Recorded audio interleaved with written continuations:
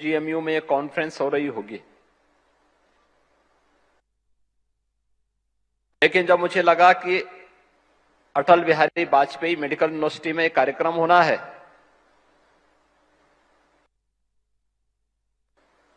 तो मैं इस बारे में था कि इतनी बड़ी संख्या में देश भर से और दुनिया से भी कार्डियोलॉजिस्ट पहुंचेंगे,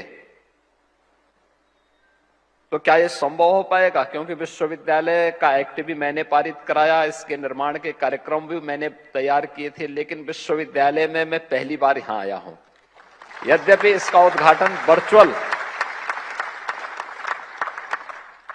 इस सभागार और विश्वविद्यालय का उद्घाटन भी वर्चुअल मैंने ही किया था,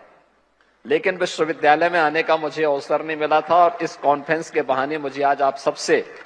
संवाद करने और विश्वविद्यालय के इस भव्य सभागार को देखने, जो सरदेय अटल बिहारी वाजपेयी जी जैसा जिसका उनके विराट व्यक्तित्व के अनुरूप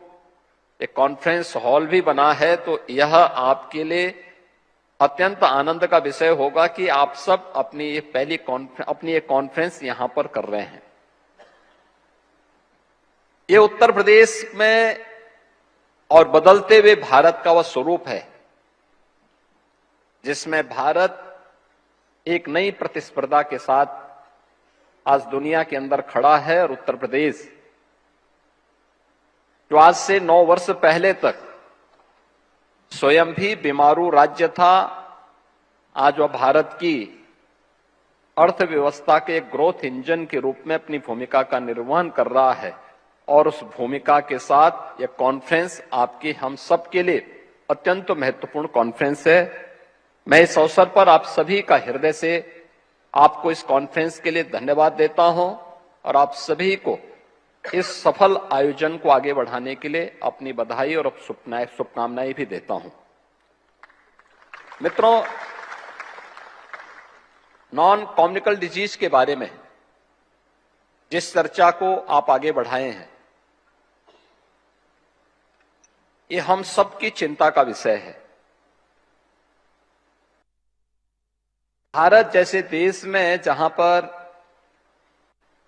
प्राचीन काल से ही इन चीजों पर ध्यान देने की एक पहले से ही ये हमारी दिनचर्या का हिस्सा रहा है कि समय पे जगना, समय पे सोना, समय पे अपना आहार लेना, वह भी संतुलित मात्रा में लेना, आहार भी हो लेकिन पौष्टिक भी हो, उसकी मात्रा कैसे होनी है, इस सब बातों को प्राचीन काल में ही से हम लोग याद करते रहे हैं, उसको अपने जीवन का हिस्सा बनाते रहे हैं। लेकिन दिनचर्या बदली, लाइफ स्टाइल बदली, परिणाम भी हम सबके सामने हैं और उसकी चुनौतियां भी।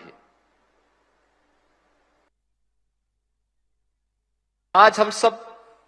जिस चुनौती से घिरे हुए हैं, इसके 2 पक्ष हम सबके सामने